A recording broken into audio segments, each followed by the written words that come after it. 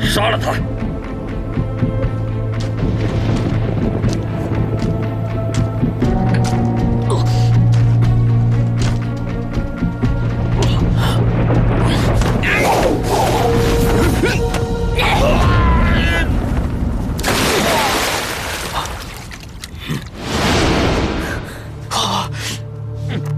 要动陈安博，先问问我手里的鞭子。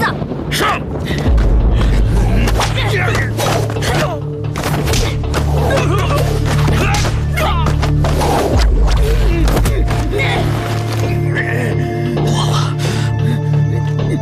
刘皇公，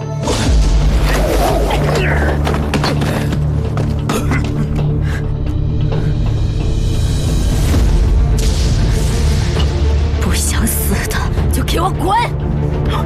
不过是一些女流之辈，也敢说出这样的大话！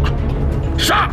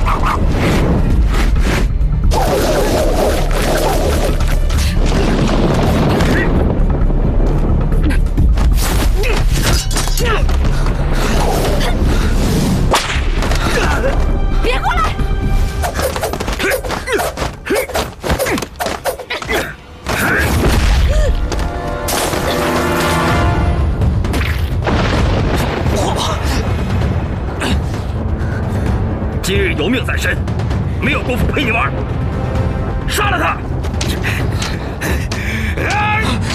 你休想伤他！